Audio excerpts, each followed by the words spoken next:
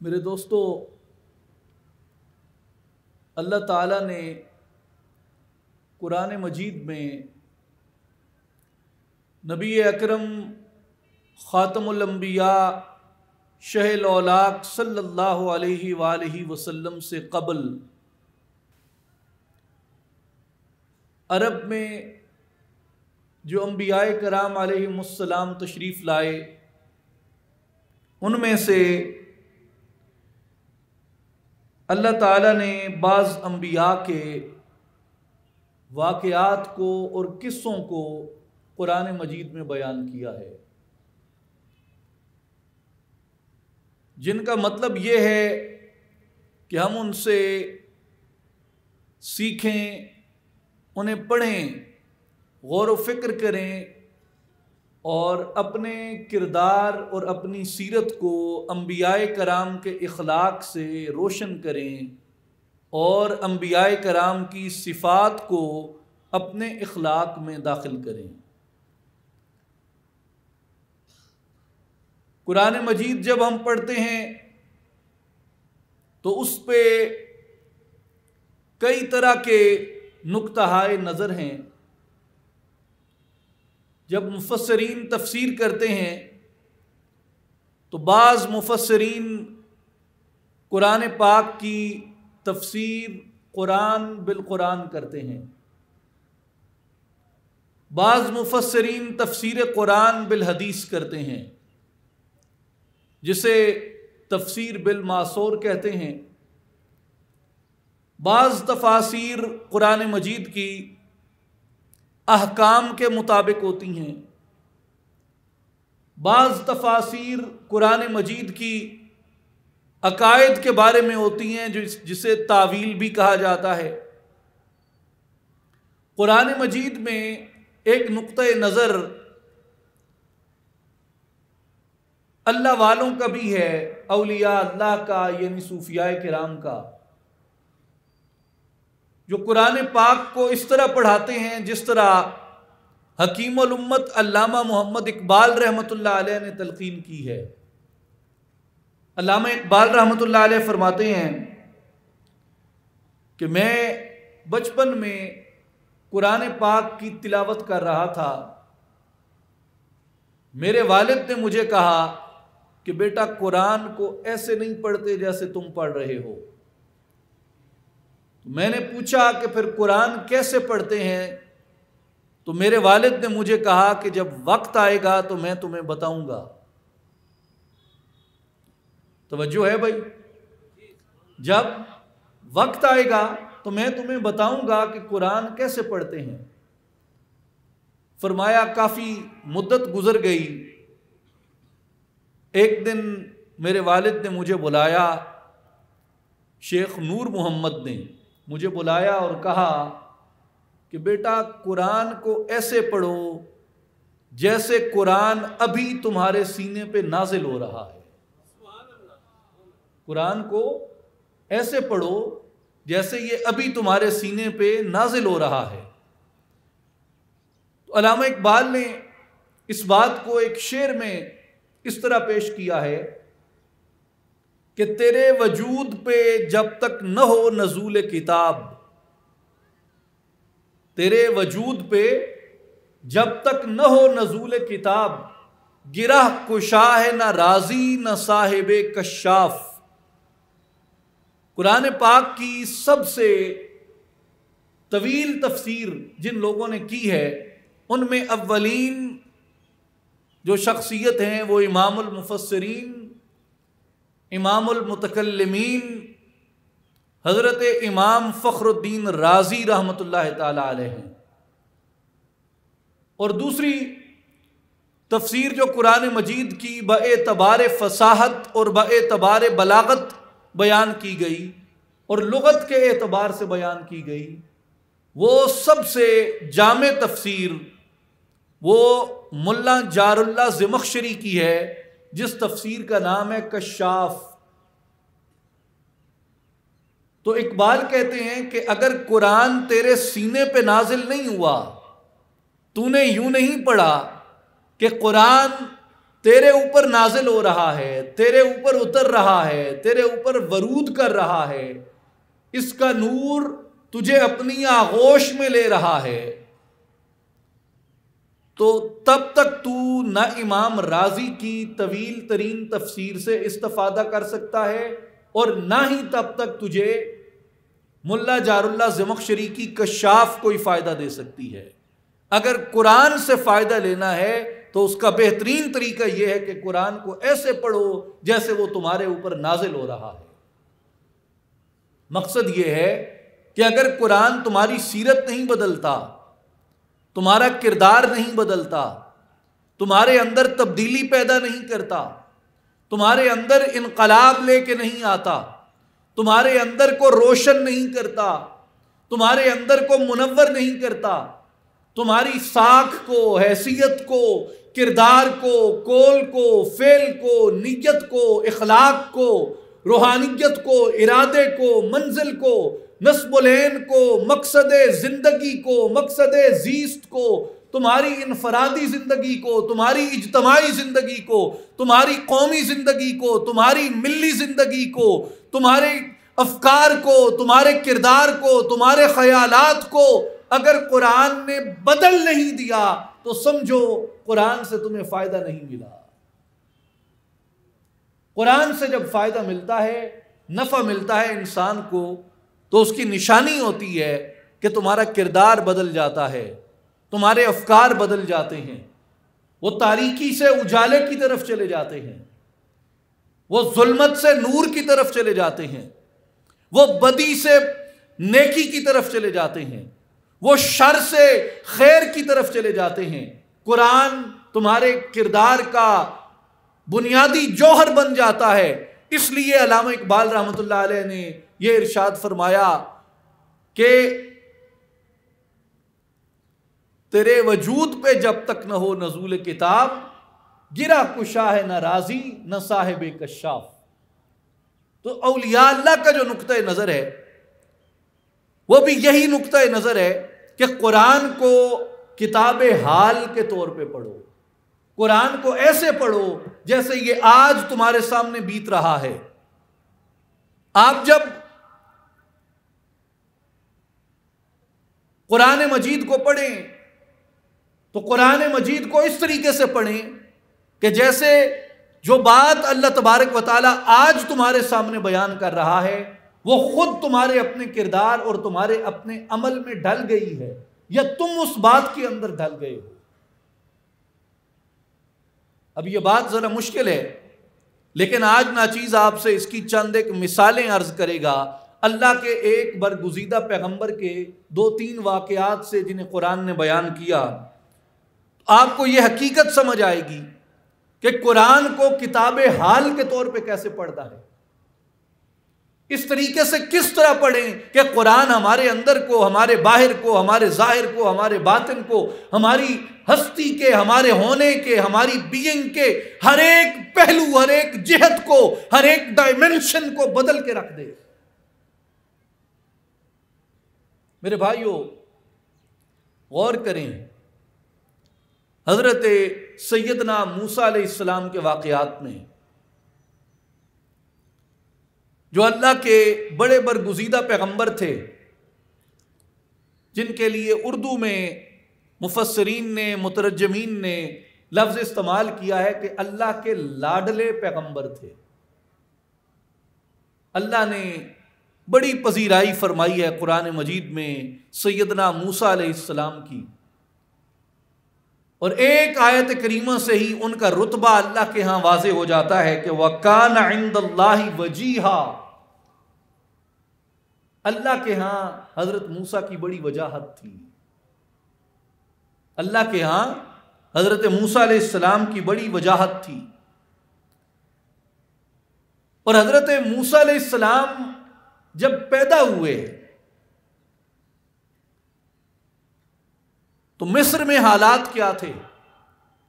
فرعون کی حکومت تھی، جو استبداد تھا، جبر تھا، تسلط تھا، لوگ پسے ہوئے تھے، اور خاص طور پہ بنی اسرائیل کے اوپر ایک عذاب کی کیفیت تھی۔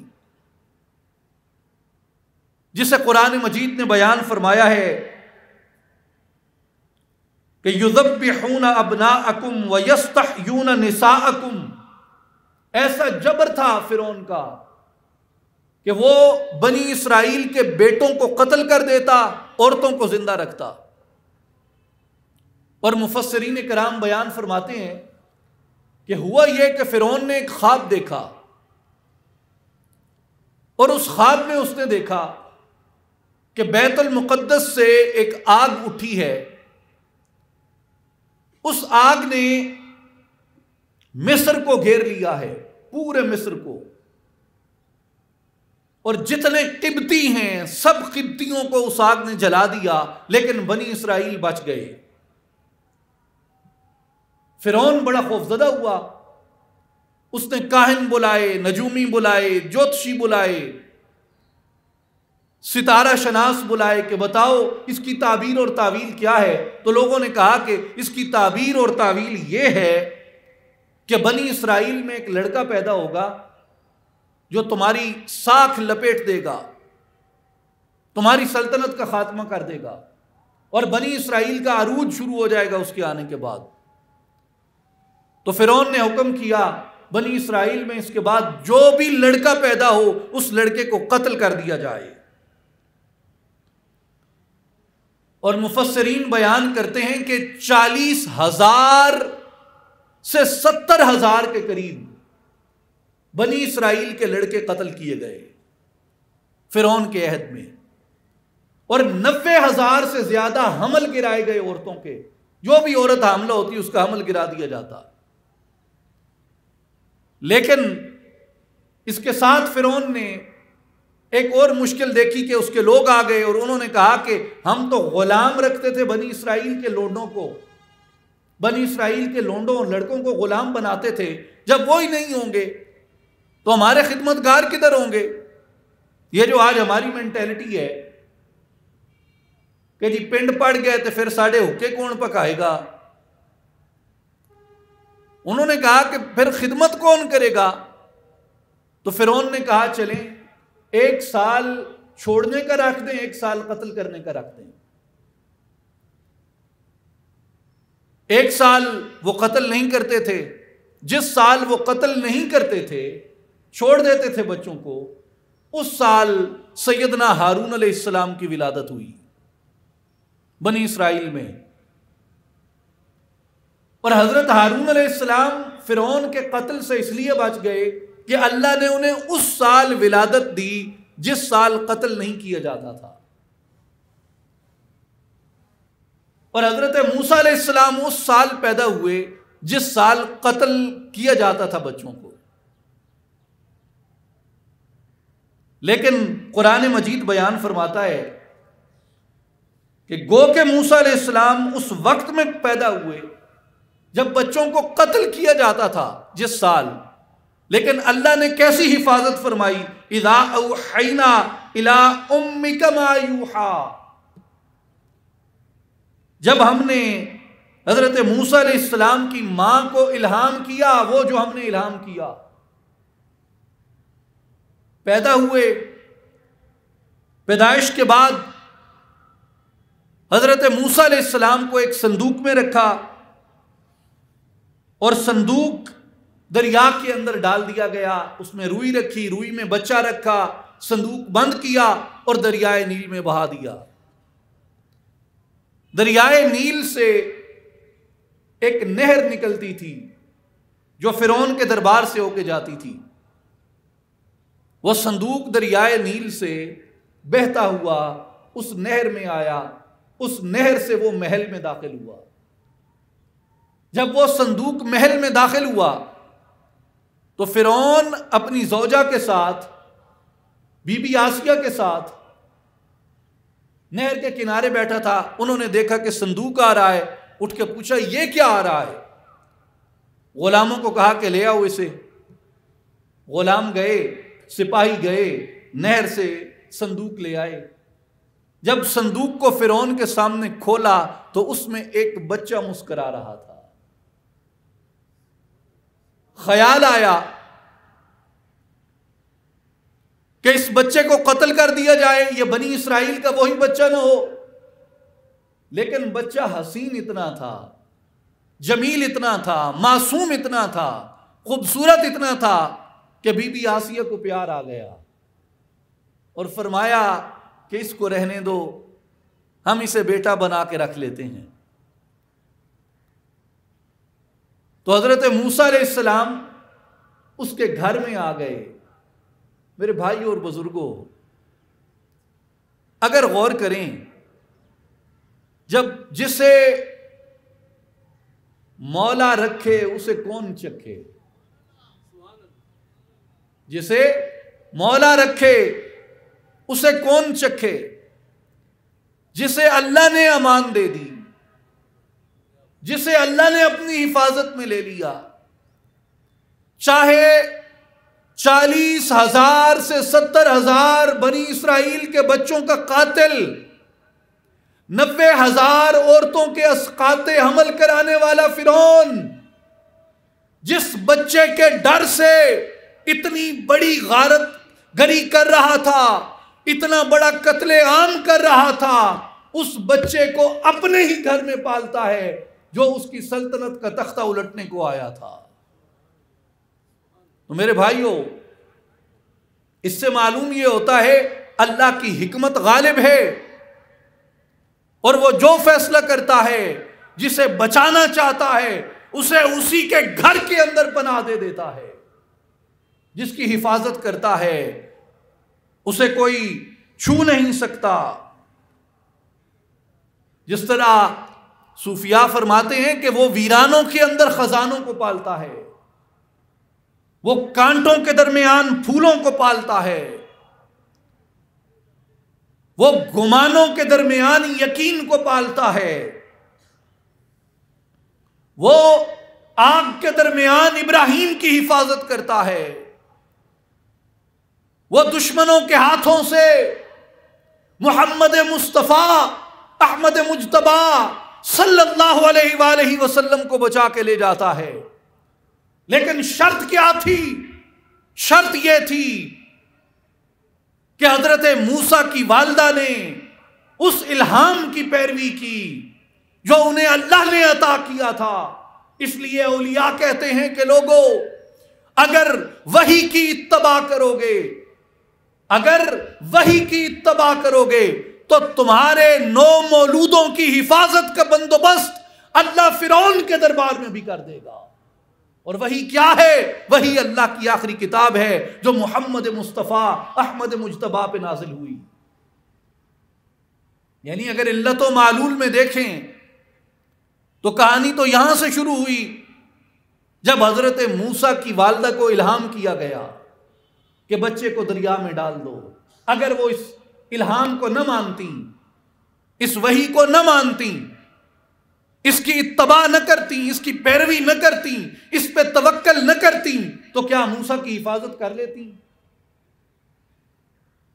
اس لیے صوفیاء کہتے ہیں کہ لوگوں، اللہ نے جو کتاب بھیجی ہے، اللہ نے جو کتاب نازل فرمائی ہے محمد مصطفیٰ احمد مجتبی صلی اللہ علیہ وآلہ وسلم کے ذریعے سے، اگرچہ اس پہ عمل کرنا تمہیں گراں گزرے، اگرچہ حضور کی شریعت اور سنت کی پیروی کے لیے تمہیں مشقت اٹھانی پڑے، تمہیں وہ رنج اٹھانے پڑے جو حضرت موسیٰ کی ماں نے اپنے 9 مولود بیٹے کو اپنی آغوش سے جدا کر کے جو رنج اٹھایا، جو تکلیف اٹھائی، اگرچہ تمہیں رنج اٹھانا پڑے، مگر یقین رکھو جس کے امر پہ عمل پیرا ہوتے ہو وہ تمہاری چیزوں کی حفاظت بھی کرنے والا ہے۔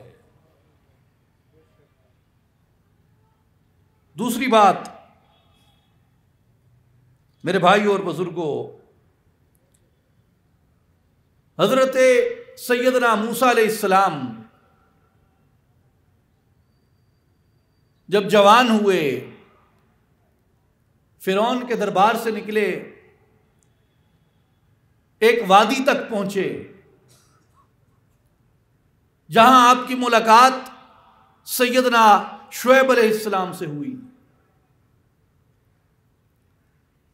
اور سیدنا شعیب علیہ السلام نے اپنی ایک بیٹی کا عقد آپ سے کیا۔ اور آپ نے 8 برس تک 10 برس تک وہاں پہ قیام کیا، اور ایک دن ان سے رخصت لے کے آپ تشریف لے گئے، راستے میں جا رہے ہیں، اور جب وادی ایمن کے قریب پہنچتے ہیں تو وہاں سے وہ ایک آگ دیکھتے ہیں۔ حضرت موسیٰ علیہ السلام اپنی زوجہ کو وہاں پہ کھڑا کرتے ہیں کہ تم یہاں رک جاؤ، میں اس الاؤ کو دیکھ کے آتا ہوں کہ یہ الاؤ کیا ہے، اور تمہارے لیے کچھ آگ لاتا ہوں کہ تم اس کو تاپو۔ حضرت موسیٰ علیہ السلام جب وہاں سے گئے، فلما آتاها نودی من شاطئ الوادی الایمن فی البقعۃ المبارکۃ من الشجرۃ ان یا موسیٰ انی انا اللہ رب العالمین۔ جب موسیٰ علیہ السلام آگ کے پاس پہنچے تو انہیں اس وادی کے دائیں کنارے پر برکت والی زمین کے ٹکڑے سے ایک درخت سے یہ آواز آئی کہ اے موسیٰ، بے شک میں تمہارا رب العالمین ہوں۔ کس سے آواز آئی؟ ایک درخت سے آواز آئی، ایک درخت سے وہ آواز آتی ہے، اس وادی سے وہ نور نظر آتا ہے۔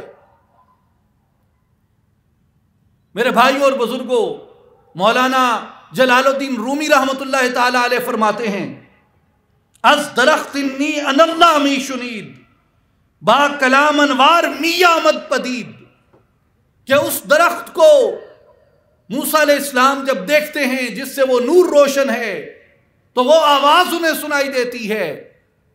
اس لیے وہ یہ فرماتے ہیں کہ اللہ تبارک و تعالیٰ کی یہ کرم نوازی ہوتی ہے، اس کی یہ عطا ہوتی ہے، اس کا یہ فضل ہوتا ہے مخلوقات پہ کہ وہ جس چیز سے چاہتا ہے اپنے انوار کا اظہار فرماتا ہے، اپنی تجلیات کا اظہار فرماتا ہے، اور وہ مالک، وہ خالق اگر چاہے تو موسیٰ علیہ السلام کو درخت سے اپنی آواز سنا سکتا ہے۔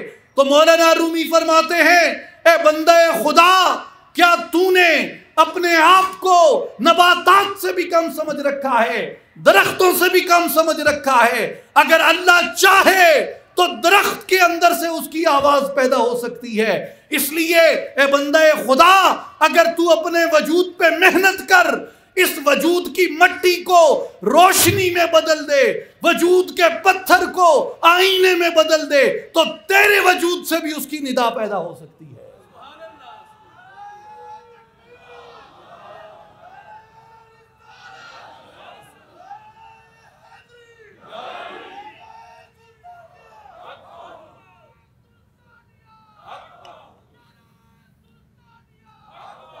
اگر درخت سے، نباتات سے اس کی آواز آ سکتی ہے تو اگر اپنے جسم کی مٹی کو روشن کر لے، جسم کی مٹی کو منور کر لے، تو تجھے بھی اپنے من سے اس کے ہونے کی صدا آ سکتی ہے، اس کا کلام نصیب ہو سکتا ہے۔ اور دوسری بات یہ فرماتے ہیں کہ خدا کی کسی مخلوق کو حقیر نہ جانو، خدا کی کسی مخلوق کو حقیر نہ جانو۔ جن درختوں کو تم حقارت سے دیکھتے ہو، لوگوں جب درختوں کو دیکھو تو یہ گمان کر لیا کرو یہ وہ مخلوق ہے جس سے میرے مولا نے موسیٰ علیہ السلام سے کلام فرمایا تھا۔ آپ نے ستون حنانہ کا واقعہ تو سنا ہوگا۔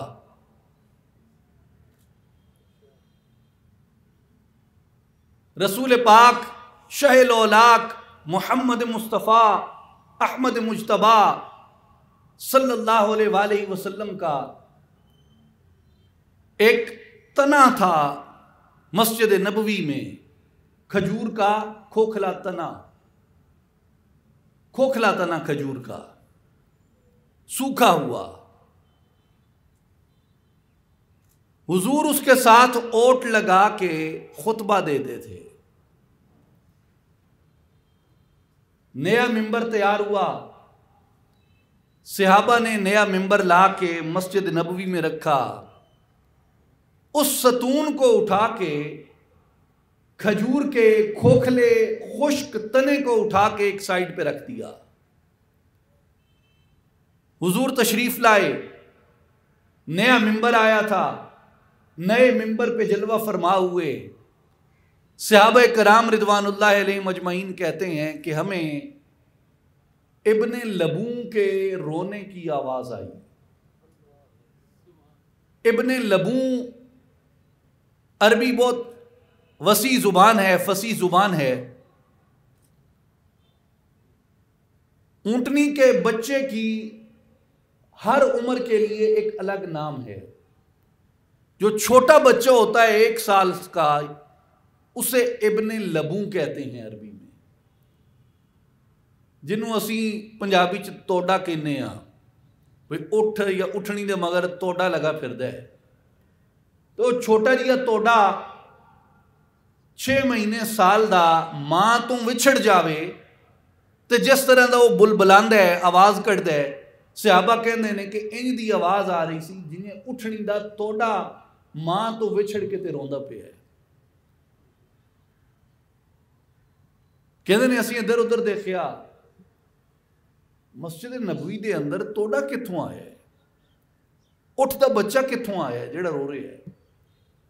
ادھر ادھر دیکھیا تو کوئی نظر نہیں آیا اونٹ کا بچہ، آواز مسلسل آ رہی ہے رونے کی۔ حضور علیہ الصلوۃ والسلام نے ارشاد فرمایا کہ یہ اس سوکھے تنے سے آواز آ رہی ہے جس کو تم نے اٹھا کے وہاں رکھ دیا، آج چونکہ میں اس ممبر پہ بیٹھا ہوں اور اس کے ساتھ میرا بدن لمس نہیں ہوا، اس لیے وہ میرے ہجر میں رو رہا ہے۔ حضور کے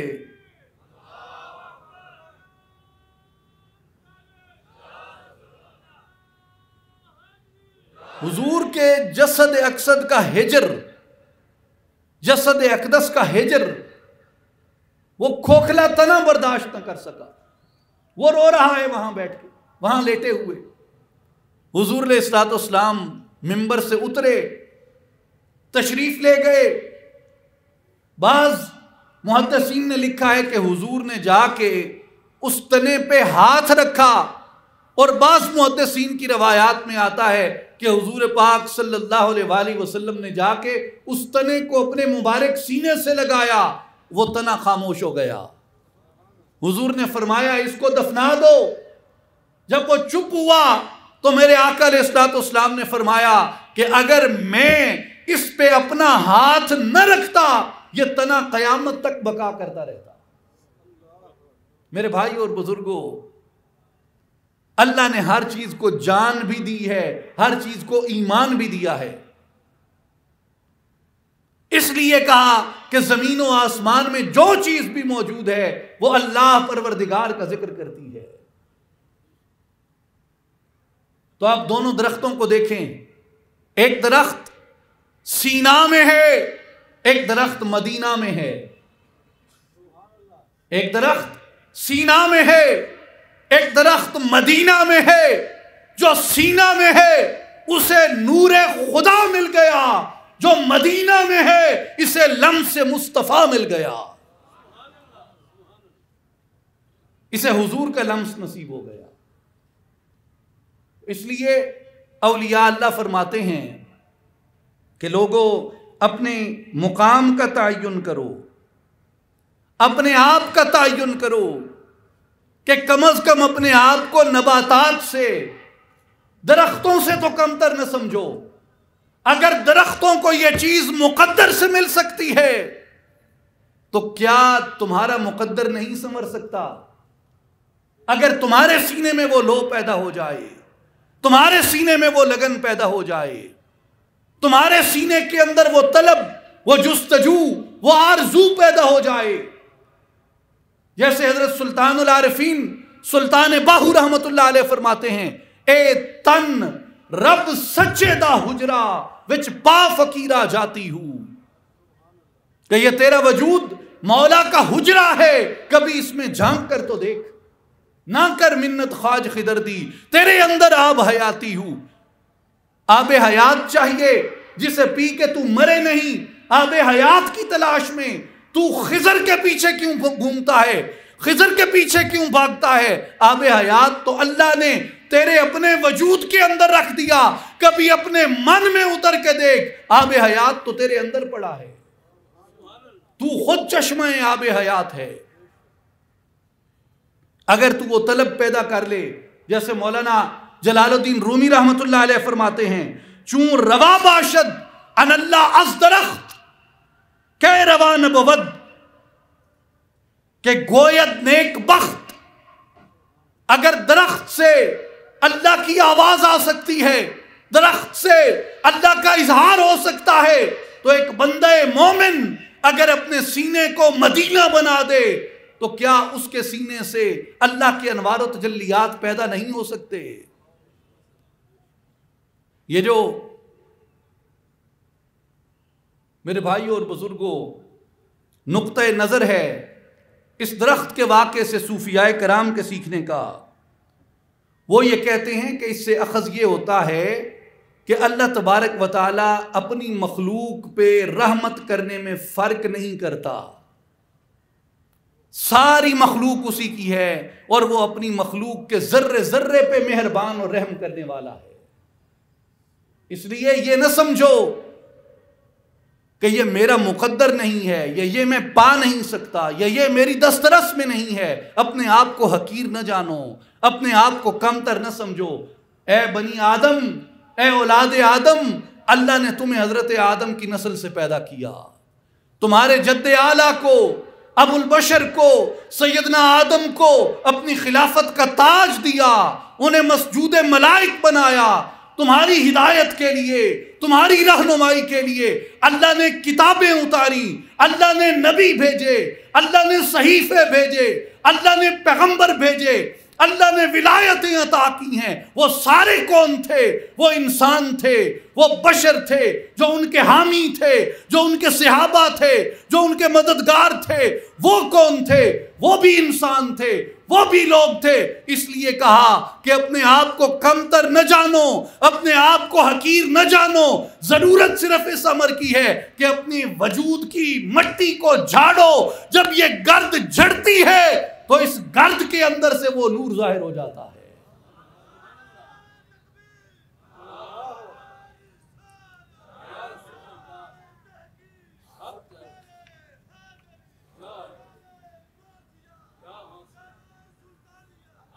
میرے بھائیوں ایک بات سنیں، اسی بات سے متصل، آپ سب نے قرآن پڑھا ہے، علماء کو سنا ہے، نیک لوگوں کو سنا ہے۔ جیسے آج آپ شوق سے محبت سے تشریف لائے، کہیں بھی اللہ والوں کی مجلس ہو، علماء حق کی مجلس ہو، جانا چاہیے، سننا چاہیے، دل اللہ کی طرف راغب ہوتا ہے۔ آپ نے حضرت موسیٰ کی بات سنی ہوگی، حضرت موسیٰ کو اللہ نے ایک عصا دیا تھا۔ عصا کس چیز کا ہوتا ہے؟ لکڑی کا۔ عصا کیا ہوتا ہے؟ لکڑی کا۔ بھائی غور سے سنیے گا، قبول کرنا نہ کرنا آپ کی مرضی کی بات ہے۔ علماء جب گفتگو ختم کرتے ہیں، جو ہم نے سیکھا ہے، وہ کہتے ہیں وَمَا عَلَيْنَا إِلَّا الْبَلَاغُ الْمُبِينُ، ساڑھے ذمے اے سی کہ گل کھلی کھلی کر چھڑیے، اگے ہر کسی دی اپنی مرضی ہے، کون کتنی سن دے تے کتنی پلے بن کے رکھ دے۔ بات سنیں، عصا کس چیز کا تھا؟ بولیں بھائی، لکڑی کا۔ حضرت موسیٰ علیہ السلام کے عصا کے بارے میں قرآن ایک مقام پہ کہتا ہے وَأَوْحَيْنَا إِلَىٰ مُوسَىٰ أَنْ أَلْقِ عَصَاكَ فَإِذَا هِيَ تَلْقَفُ مَا يَأْفِكُونَ، ہم نے موسیٰ علیہ السلام کو وحی کی کہ اپنے عصا کو زمین پہ ڈال دیں۔ موسیٰ علیہ السلام نے اپنا عصا زمین پہ ڈالا تو جو کچھ انہوں نے فریب کاری وضع کر رکھی تھی وہ عصا ان سب چیزوں کو کھا گیا۔ تفصیل واقعے کی آپ نے علماء سے سنی ہوگی، فرعون کے دربار کا واقعہ ہے جو انہوں نے اپنے سانپ چھوڑ رکھے تھے۔ حضرت موسیٰ کا عصا جب وہاں پہ رکھا گیا تو وہ ان سب مکر و فریب کو نگل گیا۔ دوسرا واقعہ اللہ نے قرآن میں بیان فرمایا اسی عصا کا، فَأَوْحَيْنَا إِلَى مُوسَىٰ أَنِ اضْرِب بِّعَصَاكَ الْبَحْرَ فَانْفَلَقَ فَكَانَ كُلُّ فِرْقٍ كَالطَّوْدِ الْعَظِيمِ۔ ہم نے موسیٰ علیہ السلام کو وحی کی کہ اپنا عصا اس دریا پہ ماریں، باہر پہ ماریں۔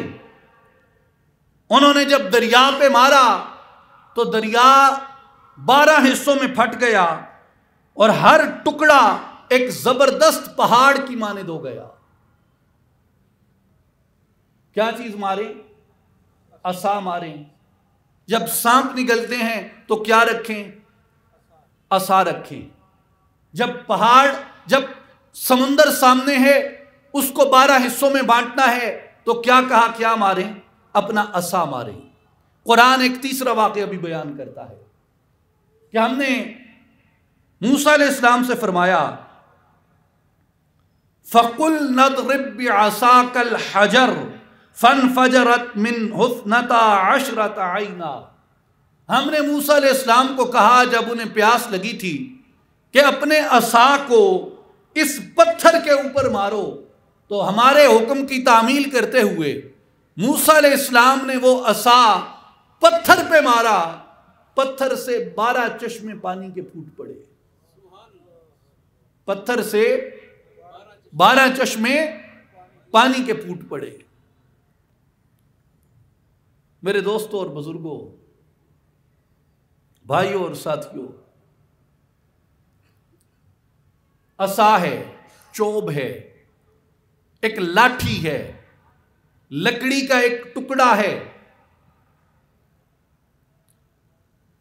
وہ لکڑی جو اس زمین سے اگی، انسانوں نے کاٹی، موسیٰ علیہ السلام نے عصا اٹھایا، اس لکڑی کے اندر ایسی کیا خاصیت تھی کہ وہ چاہے تو سانپ نگل جائے، وہ چاہے تو دریا 12 حصوں میں بٹ جائے، وہ چاہے تو پتھر سے 12 چشمے پھوٹ پڑے۔ یہ درخت کھڑے ہیں سامنے، وہ درخت ہے، ایک لاٹھی کاٹ کے لائیے، ماریے یہاں پانی پہ بھی، راوی میں پتہ نہیں پانی ہے یا نہیں، اگر ہے تو مار کے دیکھیے 12 راستے بنتے ہیں یا نہیں بنتے، تودے بنتے ہیں پہاڑ کے یا نہیں بنتے۔ پتھر رکھیے، پتھر پہ ماریے، دیکھتے ہیں ان درختوں سے لاٹھی لگتی ہے، پتھر پہ چشمے پھوٹتے ہیں یا نہیں پھوٹتے۔ کہیں سانپ آئے سامنے تو یہ درخت سے لاٹھی کاٹ کے پھینکیے تو دیکھتے ہیں کہ وہ لاٹھی سانپ نگلتی ہے یا نہیں نگلتی۔ بھائی درخت ہی ہے نا، لکڑی ہے نا، غور کرو۔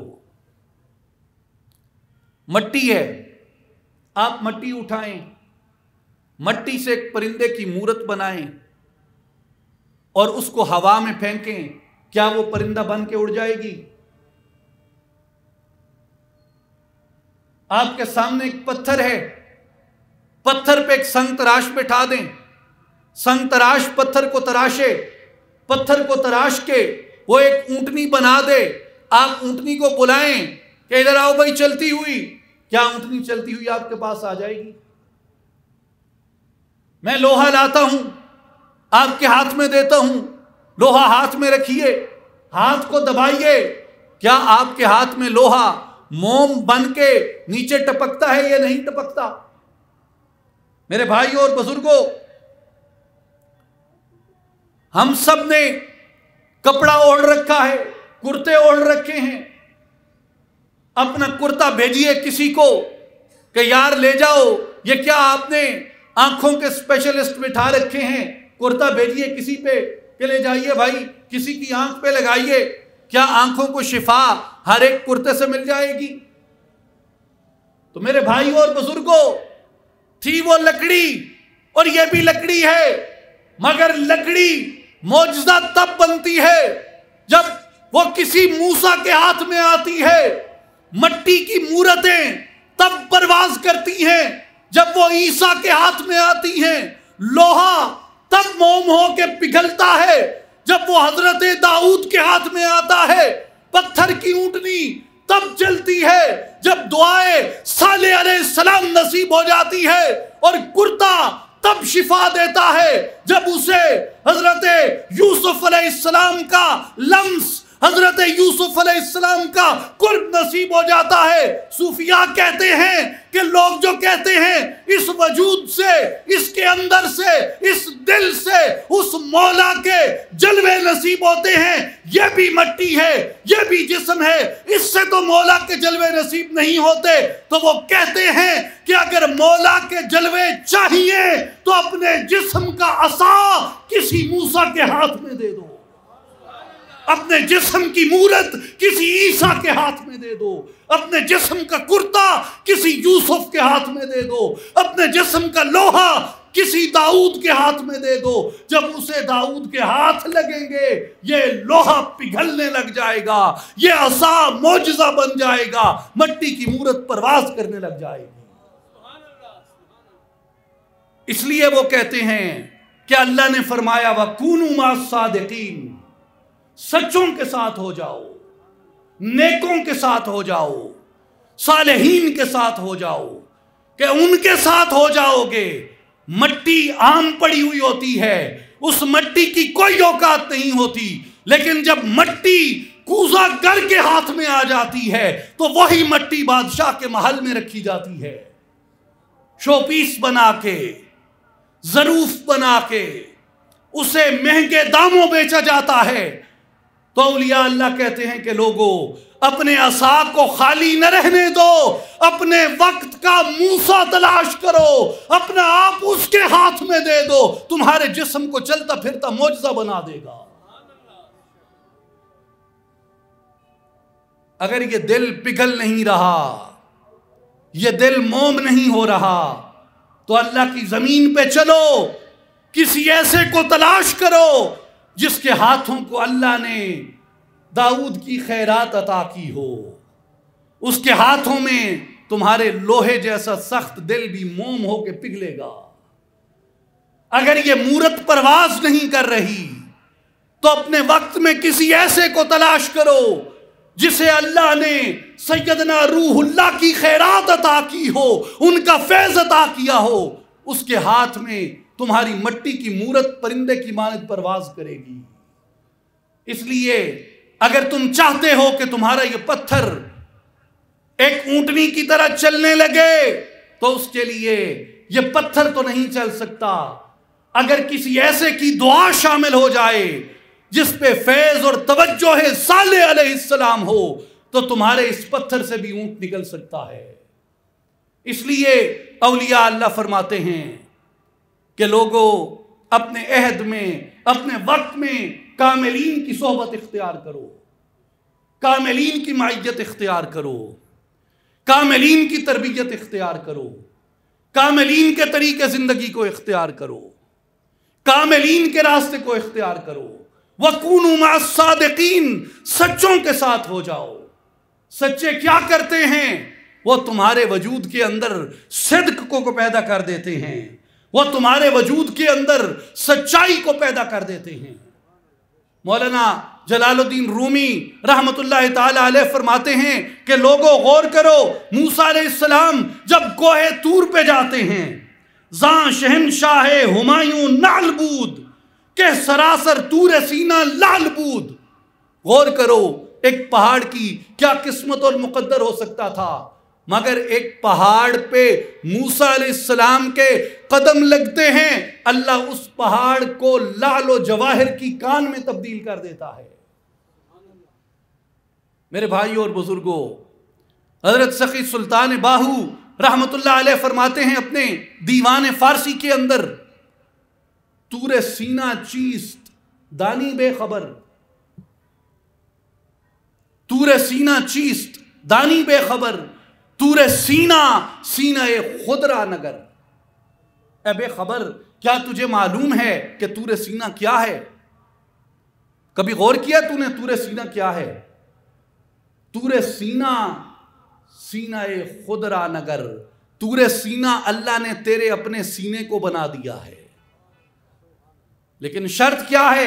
ہم چو موسیٰ مست شو بر طور خیش، رب آرمی گو تجلی حق نگر۔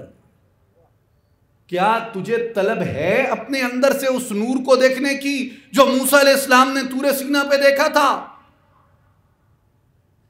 اگر ہے تو جا اپنے طور سینہ میں رب آرمی کی صدا دے۔ تیرا طور سینہ کہاں ہے؟ تیرا طور سینہ تیرے اپنے سینے کے اندر ہے۔ اپنے سینے کو کھوج، اپنے سینے کو ٹٹول، اپنے سینے سے گرد جھاڑ، اپنے سینے سے غبار جھاڑ، اور پھر انتظار کر، وہ تجھے اپنی درگاہ سے اپنے دربار سے محروم نہیں لوٹائے گا۔ میرے بھائیوں، لوگ کہتے ہیں کہ کیسے ہمارے پاس ایک دل ہے تو دل کی آنکھیں ہوتی ہیں۔ ایک اعتراض کرنے والے نے کہا کہ جی دل تو لوتھڑا ہے۔ دل کیا ہے؟ لوتھڑا ہے۔ میں آخری بات عرض کر رہا ہوں، ذرا توجہ سے سنیں، غور سے سنیں، سبق ہے اس بات کے اندر۔ ایک آدمی نے کہا جی دل کی آنکھ تو نہیں ہوتی، دل ایک لوتھڑا ہے۔ ایک عارف نے اس کا جواب دیا، انہوں نے کہا بیٹا تم نے اپنی خلقت میں کبھی غور کیا ہے؟ کیا ہے۔ تیری آنکھیں ہیں؟ کہتے جی ہیں۔ ان سے کیا کرتا ہے؟ کہتا ہے جی دیکھتا ہوں۔ کہتے اچھا ٹھیک ہے، تو نے اپنی خلقت میں غور کیا ہے؟ کہتا ہے جی کیا ہے۔ کہتا ہے یہ جو تیرا ابھی بدن ہے کیا یہ 1 سال پہلے بھی ایسا تھا؟ کہتا ہے جی نہیں، اس سے ذرا جوان تھا۔ کہتا ہے اس سے 1 سال پہلے؟ کہتا ہے جی اس سے مختلف تھا۔ کہتے ہیں آج سے 30 سال پہلے؟ کہتے ہیں جناب تب میں بچہ تھا۔ کہتے ہیں جب بچے تھے اور جب پیدا نہیں ہوئے تھے اس میں بھی کوئی فرق ہے یا نہیں؟ کہتے ہیں جی سرکار فرق ہے۔ کیا فرق ہے؟ کہتے ہیں جی جب میں پیدا نہیں ہوا تھا تو ظاہر ہے ماں کے بطن میں تھا۔ کہا جب ماں کے بطن میں تھے تو خلقت کا آغاز کیسے ہوا؟ خلقت کا آغاز تو نطفے سے ہوا۔ نطفہ لوتھڑا بنا تو کہا پہلے تو بھی یہ اب جن آنکھوں سے دیکھتا ہے، اب جن آنکھوں سے دیکھتا ہے، کیا تجھے نہیں معلوم کہ یہ آنکھیں ماں کے پیٹ میں لوتھڑا تھی؟ اگر اس وقت کوئی کہتا کہ یہ لوتھڑے میں بینائی آ جائے گی تو اگر سننے والا عالم ہوگا تو کہے گا بالکل خالق کی قدرت ہے، یہی اس کا مرحلہ ہے، ضرور اس لوتھڑے کو وہ بینائی عطا کر دے گا، اس لیے کہ یہ بطن مادر کے اندر ہے۔ جب بطن مادر کے اندر ہے، ماں کے اندر ہے، اس جگہ کو اللہ نے بنایا ہی اس لیے ہے کہ وہاں پہ لوتھڑوں کو بینائی کی آنکھیں دیتا ہے۔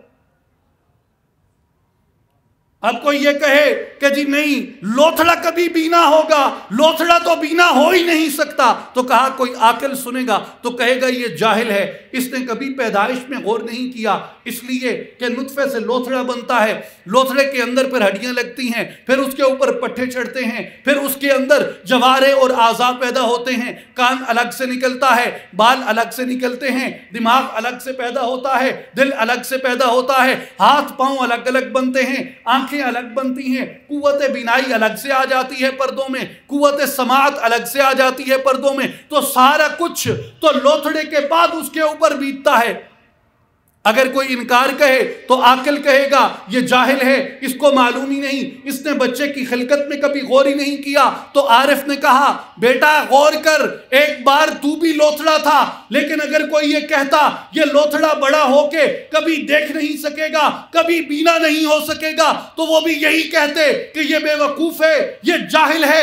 آج اگر کوئی یہ کہے کہ دل تو ایک لوتھڑا ہے، دل کی آنکھیں کس طریقے سے کھل سکتی ہیں، تو کہا اللہ تبارک تبارک و تعالی نے مرشد کامل کی بارگاہ کو ماں کے بطن کی طرح بنایا ہے. جس طرح ماں کے پیٹ کے اندر رہ کے بچہ اپنی پرورش کا مرحلہ مکمل کرتا ہے، پیدا ہوتا ہے، آنکھیں بینا ہوتی ہیں. کہا جب کسی کامل کی صحبت میں آ جاؤ گے تو تمہارے اس لوتھڑے کی وہ ایسی پرورش کر دے گا، جب دنیا میں نکلو گے تو تمہیں دل کی آنکھیں عطا کر دی جائیں گی. جس طرح ان آنکھوں سے ظاہر کی دنیا کو دیکھتے ہو، دل کی آنکھوں سے باطن کی دنیا کا مشاہدہ کرو گے.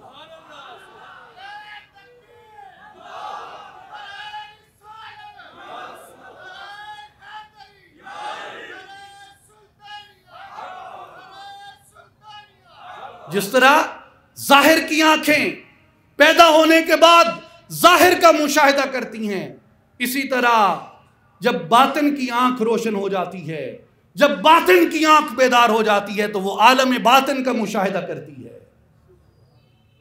اس کا دل لوتھڑا ہے جس کا دل ماں کی بطن میں نہیں ہے. مرشد کامل کی بارگاہ، اولیاء اللہ کی صحبت، اولیاء اللہ کی تربیت بطن مادر کی طرح ہے، جس میں رہ کے بچے کی پرورش ہوتی ہے، وہ اپنے ارتقاء کا مرحلہ مکمل کرتا ہے. تو اس کے اندر اس کا وجود لوتھڑے سے ایک پورے انسان کے اندر ڈھل جاتا ہے. لیکن ایک مدت گزرتی ہے، جب تک وہ مدت پوری نہیں ہوتی تب تک اس کا وجود مکمل نہیں ہوتا. اس لیے مولانا رومی نے کہا، ہیچ چیزیں خود بخود چیزیں نشد، ہیچ خنجر خود بخود تیزے نشد. کوئی چیز خود بخود پیدا نہیں ہو جاتی، کوئی خنجر خود بخود تیز نہیں ہو جاتا. مولوی ہرگز نشد مولائے روم، تا غلام شمس تبریزی نشد.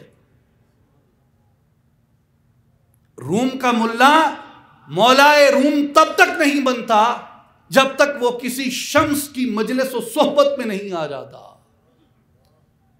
اس کے لیے اسے کسی کامل کی توجہ درکار ہوتی ہے. تو میرے بھائیوں اور بزرگوں، درختوں پہ اس کی مہربانیاں ہیں، مٹی کی مورتوں پہ اس کی مہربانیاں ہیں، لکڑی کے کٹے ہوئے لاٹھیوں پہ اس کی مہربانیاں ہیں، پتھروں سے نکلنے والی اونٹنیوں پہ اس کی مہربانیاں ہیں. تم اپنے آپ سے اتنا مایوس کیوں ہو؟ تمہیں تو اس نے اشرف المخلوقات بنایا ہے. یاد رکھو، تم ایک لاٹھی سے کم نہیں ہو، پتھر کے تودے سے کم نہیں ہو، لوہے کے ٹکڑے سے کم نہیں ہو، ایک پہاڑ سے کم نہیں ہو. تم اشرف المخلوقات ہو، بنی نوع انسان ہو. اگر لاٹھی سے معجزہ ہو سکتا ہے، اگر درخت سے خدا بول سکتا ہے، اگر طور پہ رسول اللہ، اگر احد سے رسول اللہ محبت فرما سکتے ہیں، اگر طور پہ تجلی ہو سکتی ہے، بے جان اشیاء پہ اگر اتنی کریمیاں رحیمیاں مہربانیاں ہو سکتی ہیں، بنی نوع انسان اپنے اوپر اتنا تو بھروسہ رکھو، اپنے آپ کو ان سے تو کم تر نہ لے جاؤ. لیکن بات یہ ہے کہ ہر عصا معجزہ نہیں کرتا. عصا کو معجزے کے لیے دست موسیٰ کی احتیاج رہتی ہے. ہر ایک کی بنائی ہوئی مورت نہیں اڑتی، مورت کو اڑنے کے لیے دست عیسیٰ کی احتیاج رہتی ہے. ہر لوہا موم ہو کے پگھلنے نہیں لگتا خوف الہی سے، ہر لوہے کو پگھلنے کے لیے دست داؤد کی احتیاج رہتی ہے. ہر پتھر اونٹنی بن کے چلنے نہیں لگتا، بلکہ پتھر کو چلنے کے لیے دعائے صالح علیہ السلام کی احتیاج رہتی ہے. ہر کرتا شفا نہیں دینے لگتا، کرتے کو شفا دینے کے لیے جسم یوسف کے لمس کی احتیاج رہتی ہے. میرے بھائیوں اور بزرگوں، میرے دوستوں اور ساتھیوں، یہ مٹی اللہ نے بنائی ہے اس جسم کی مٹی کے اندر ایک نور بھی رکھا ہے، خود بخود ظاہر نہیں ہوتا، اس کو ظاہر کرنے کے لیے کسی دست کامل کی احتیاج ہوتی ہے۔ ہر مٹی کے اندر یہ تاثیر ہو سکتی ہے کہ وہ ایک خوش نما کوزہ بنے، ایک خوش نما ظرف بنے، اور کسی بادشاہ کے دربار کے اندر وہ ایک سجاوٹ کے طور پہ پڑی ہو، شو پیس کے طور پہ پڑی ہو، مگر اس مٹی کو کوزے میں ڈھلنے کے لیے، اس مٹی کو اس نقش و نگار میں ڈھلنے کے لیے دست کوزہ گر کی احتیاج ہوتی ہے۔ تو کسی ایسے ہاتھ کو تلاش کرو، کسی ایسے کامل کو تلاش کرو، کسی ایسے کی صحبت کو تلاش کرو جو اقبال کے فرمان کے مطابق قرآن تمہارے سینے پہ روشن کر دے، قرآن تمہارے اندر یوں اتار دے جیسے تمہارے اوپر نازل ہو رہا ہے۔ اللہ تبارک و تعالی ہمیں عمل کی توفیق عطا فرمائے۔ میرے بھائی اور بزرگوں، اصلاحی جماعت یہی دعوت لے کے آپ کے پاس آتی ہے کہ آئیں، اپنے آپ سے مایوس نہ ہوں، اپنے آپ کو حقیر نہ سمجھیں، اپنے آپ کو کم تر نہ سمجھیں۔ اللہ نے آپ کو اپنا نائب اور اپنا خلیفہ بنایا ہے، اللہ نے آپ کو بنی نوع انسان بنایا ہے، آپ کو عظمتیں اللہ نے دی ہیں، آپ کو رفتیں اللہ نے دی ہیں۔ اقبال کہتے ہیں، جھانک آ کر کوچے چاکے گریباں میں کبھی، قیس تو لیلا بھی تو صحرا بھی تو محمل بھی تو۔ اپنے اندر کبھی جھانک، اپنے چاکے گریباں میں جھانک، قیس بھی تو ہے، لیلا بھی تو ہے، صحرا بھی تو ہے، محمل بھی تو ہے۔ قیس کون ہے؟ قیس عاشق ہے۔ لیلا کون ہے؟ لیلا معشوق ہے۔ صحرا کیا ہے؟ صحرا جائے ملاقات ہے، جہاں عاشق و معشوق کی ملاقات ہوگی۔ محمل کیا ہے؟ محمل پردہ ہے جو عاشق و معشوق کے درمیان حائل ہے۔ اقبال کہتے ہیں، عاشق تو ہے، معشوق تیرے اندر ہے، جائے ملاقات تیرا دل ہے، جہاں تو اسے پائے گا، مگر پردہ بھی تو خود ہے۔ جب تک تو اپنی ہستی کو، اپنی میں کو، اپنے آپ کو بیچ سے نہیں نکالتا، اپنی میں کو نہیں مارتا، اپنے جسم کی مٹی کو خوف الہی کے آنسوؤں سے دھو کے نور نہیں کر دیتا، تب تک تیرے جسم کا حجاب نہیں اٹھتا۔ لیکن جب کسی کامل کے ہاتھ میں آتا ہے، وہ کیا کرتا ہے؟ وہ تیرے اس جسم کی مٹی کو منور کر دیتا ہے۔ پرانے لوگ شیشہ پتھر سے بناتے تھے۔ پتھر سے شیشہ کیسے بنتا تھا؟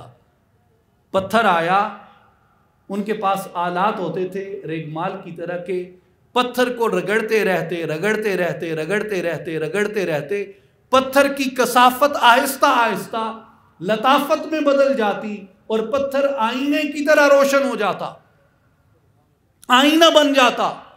تو صوفیاء کہتے ہیں کہ بندے خدا، کیا تو ایک پتھر سے بھی کم تر ہے کہ تیرے اندر سے نور پیدا نہ ہو سکے؟